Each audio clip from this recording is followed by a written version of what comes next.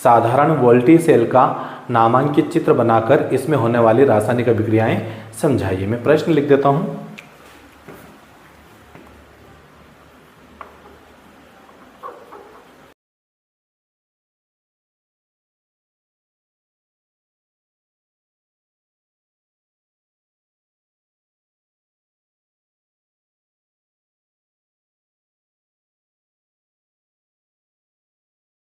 नामांकित रेखा चित्र, नामांकित रेखा चित्र,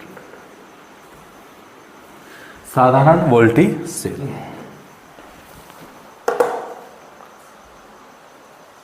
तो देखिए इसमें कांच का एक पात्र होता है, कांच का एक पात्र होता है जिसके अंदर कॉपर और जिंक के दो इलेक्ट्रोड होते हैं, Cu और Zn के दो इलेक्ट्रोड होते हैं। तो इसमें कांच का एक पात्र है, कांच का एक क्या है, ये कांच का एक पात्र होता है जिसमें कॉपर और Zn के दो इलेक्ट्रोड होते हैं। एक तो होता है इसमें कॉपर का, ये कॉपर का इलेक्ट्रोड, और एक होता है Zn का।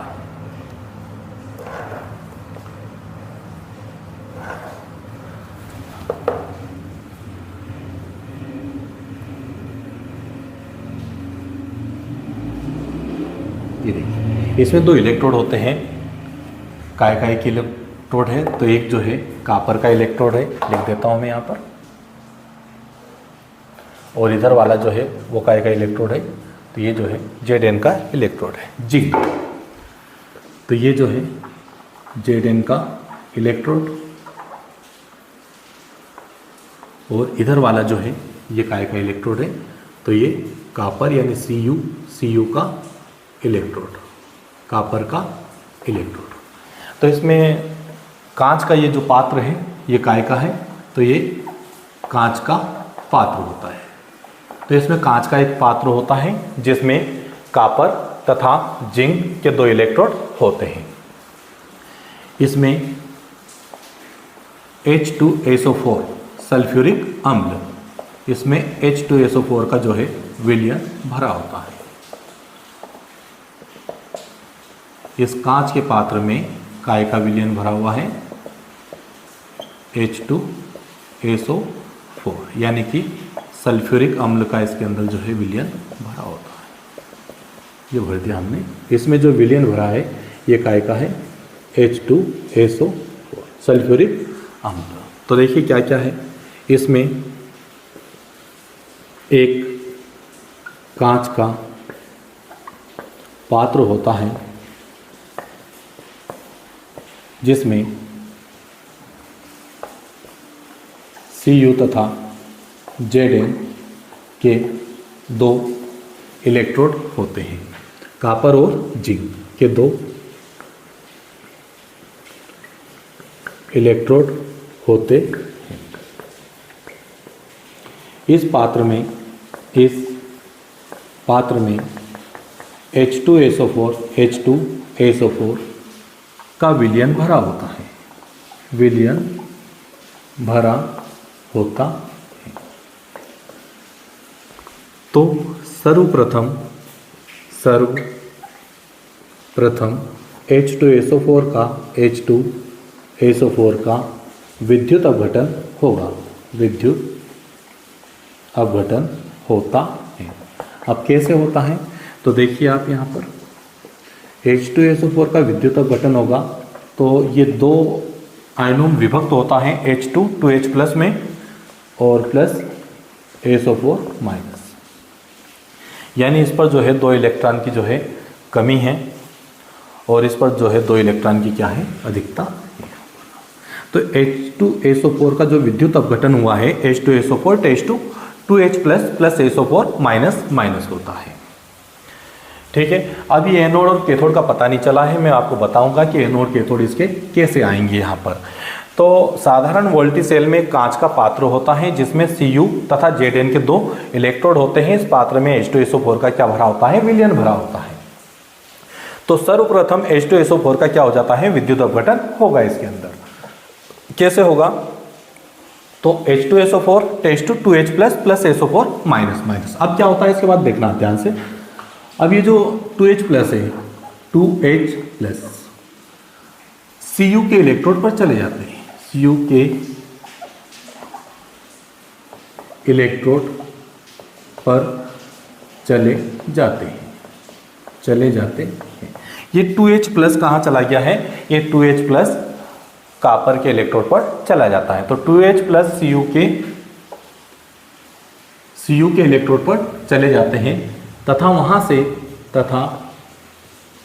वहां से क्या लेगा वो इलेक्ट्रॉन। क्यों? क्योंकि उस पर इलेक्ट्रॉन की क्या है, कमी है। वहां से इलेक्ट्रॉन लेकर हाइड्रोजन गैस बना लेता है, हाइड्रोजन गैस बना लेते हैं। जो 2H प्लस था वो कहाँ गया, कॉपर पर गया, कॉपर के इलेक्ट्रोड पर जाता है और वहां से इलेक्ट्रॉन लेने के बाद क्या बना लेता है, हाइड्रोजन गैस बना लेता है। देखिए यहाँ पर ये जो है क्या बना लेगा, यहाँ पर hydrogen gas H2 hydrogen gas को जो है H2 बना लेते हैं। ठीक है, तो ये यहाँ पर क्या बनी, Cu के इलेक्ट्रोड पर कौन सी गैस बनी है, हाइड्रोजन गैस बना लेते हैं। तो 2H प्लस Cu के इलेक्ट्रोड पर चले जाते हैं और वहां से इलेक्ट्रॉन लेकर हाइड्रोजन गैस बना लेते हैं, जिससे Cu के इलेक्ट्रोड पर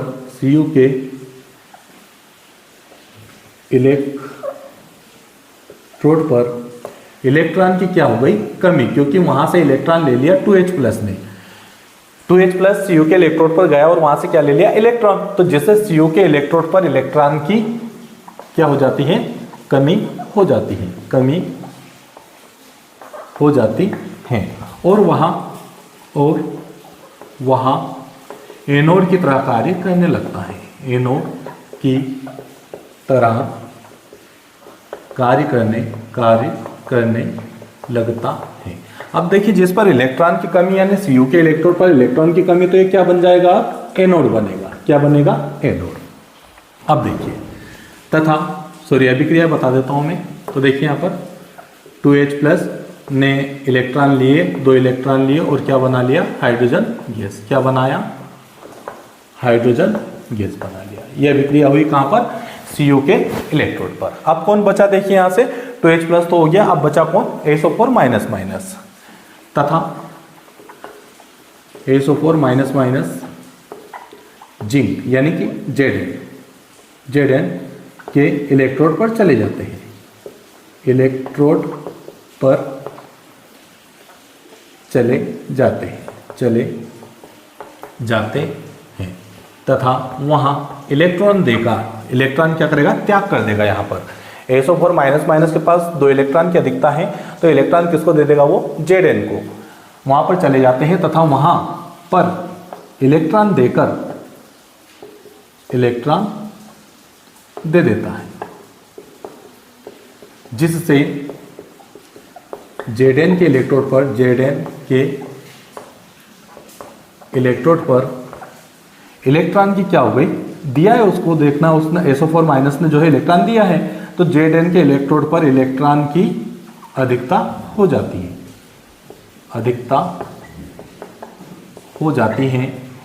है और वहां अब जिस पर अधिकता इलेक्ट्रॉन की अधिकता, वो काय की तरह कार्य करेगा, कैथोड की तरह, और वह कैथोड की तरह कार्य करने लगता है। अब ये बन गया कैथोड, एक बन गया एनोड, उस पर इलेक्ट्रॉन की जो है कमी हो गई थी, इस पर इलेक्ट्रॉन की क्या हो गई, अधिकता। तो ये बन गया क्या, कैथोड। कॉपर का इलेक्ट्रोड जो है एनोड बन जाता है, Zn का इलेक्ट्रोड क्या बन जाता है, कैथोड बन जाता है। देखिए अभिक्रिया SO4 माइनस कहाँ पर गया था, Zn पर गया था और इलेक्ट्रॉन देकर SO4 बनाया इसने, और ये जो है 2 इलेक्ट्रॉन क्या कर दिया इसने, त्याग दिए। 2 इलेक्ट्रॉन त्याग करके SO4 बना लिया किसने, SO4 माइनस ने। अब क्या होता है कि SO4 वापस क्रिया कर लेता है कैसे, Zn से क्रिया करने के बाद ये बनता है, अब Zn SO4 बना लेता है। क्या बना लेता है ये, Zn SO4। जब अब क्या होता है, ये सेल बन गया पूरा। अब इस एनोड और कैथोड के बीच जब बाह्य प्रतिरोध लगाया जाता है तो विद्युत धारा कॉपर के इलेक्ट्रोड से Zn के इलेक्ट्रोड की ओर जो है प्रवाहित होती है। जब दोनों इलेक्ट्रोडों के बीच बाह्य प्रतिरोध लगाया जाता है, बाह्य प्रतिरोध लगाया जाता है तो विद्युत धारा Cu के इलेक्ट्रोड से Zn के इलेक्ट्रोड की ओर प्रवाहित होने लगती है।